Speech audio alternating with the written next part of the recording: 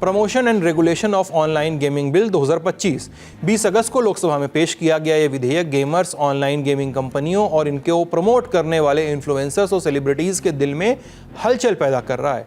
यह कोई छोटा मोटा बिल नहीं है, ये है रियल मनी गेमिंग के खिलाफ सरकारी डंडा। पूरी बात खोलते हैं। पहली बात, यह बिल कहता है कि रियल मनी गेम्स पर पूरी तरह से बैन हो, चाहे वो स्किल बेस्ड गेम हो या चांस बेस्ड गेम। दरअसल बार बार ऑनलाइन गेमिंग कंपनियां स्किल बेस्ड गेम्स का हवाला देती रहती हैं, कहती हैं कि उनके प्लेटफॉर्म पर पैसे जीतना सिर्फ चांस की बात नहीं है, जीतने के लिए स्किल की ज़रूरत पड़ती है। कुल मिलाकर हमारे गेम विशुद्ध जुआ नहीं है, वो ऐसा कहती हैं। ढंग से खेलोगे तो जीतोगे। ड्रीम 11 जैसे फैंटेसी स्पोर्ट, शतरंज, पोकर, रमी जैसे गेम्स अब इसी कैटेगरी में बताए जाते रहे हैं। लेकिन अब सरकार का कहना है कि अपना स्किल वाला लॉजिक जो है अपने पास रखिए।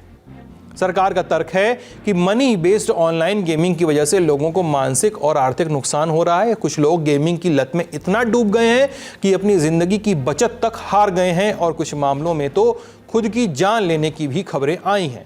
इसके अलावा मनी लॉन्ड्रिंग और नेशनल सिक्योरिटी को लेकर भी चिंताएं हैं। इन गेम्स में क्रिप्टो करेंसी का यूज होता है जिनका सोर्स ट्रेस नहीं हो पाता।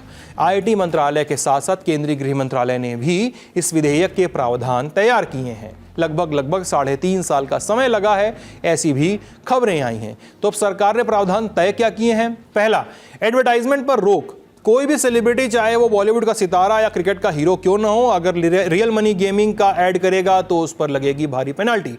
कितनी भारी? रियल मनी गेम ऑफर करने या उसका प्रचार प्रसार करने पे 3 साल तक की जेल और 1 करोड़ रुपए तक का जुर्माना लग सकता है। विज्ञापन चलाने वालों को 2 साल की जेल और 50 लाख रुपए तक का जुर्माना हो सकता है।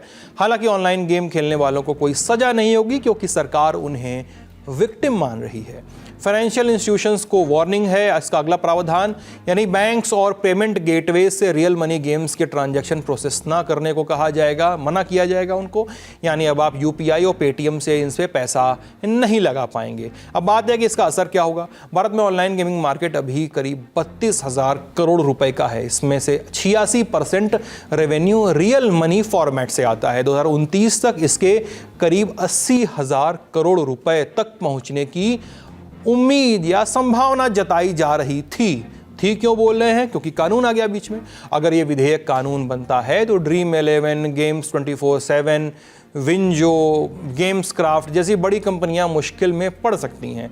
गेमिंग इंडस्ट्री के लोग कह रहे हैं कि करीब 2 लाख नौकरियां भी खतरे में पड़ जाएंगी। सरकार को हर साल करोड़ों रुपए के टैक्स का नुकसान भी होगा।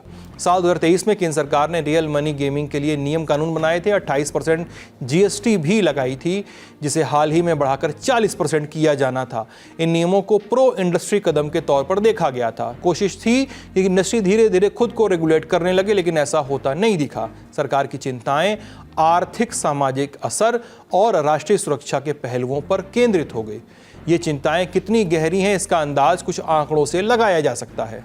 सितंबर 2024 में केंद्रीय वित्त मंत्री निर्मला सीतारमण ने कहा था कि ऑनलाइन गेमिंग से सरकार की कमाई 412% बढ़ी है सिर्फ 6 महीनों में। कमाई का कुल आंकड़ा 6,909 करोड़ रुपए, जो पहले 1,349 करोड़ रुपए था। इधर इंडस्ट्री से जुड़े लोगों का कहना है कि हर साल लगभग 20,000 करोड़ रुपए का टैक्स चुकाया जाता है। सेक्टर ने जून 2022 तक 25,000 करोड़ रुपए की एफडीआई भी हासिल की थी। लगभग 11 करोड़ भारतीय रोज इन गेम्स को खेलते गए हैं। जीते गए पैसों का एक हिस्सा कंपनियों के खातों में जाता है। यही वजह है कि गेमिंग इंडस्ट्री के लोग और संगठन जैसे all India gaming federation AIGF, ई गेमिंग फेडरेशन और federation of Indian fantasy sports इस बिल के खिलाफ हैं। उन्होंने गृह मंत्री अमित शाह को चिट्ठी लिखकर कहा है कि बैन की जगह प्रोग्रेसिव रेगुलेशन लाया जाए। उनका कहना है कि बैन से लोग गैर कानूनी और विदेशी गेमिंग साइट्स की ओर चले जाएंगे, जो न तो टैक्स देते हैं और न ही रेगुलेटेड हैं। उनका कहना है कि इससे न सिर्फ वैध कंपनियां बंद होंगी, बल्कि गैर कानूनी ऑपरेटर्स को भी फायदा होगा।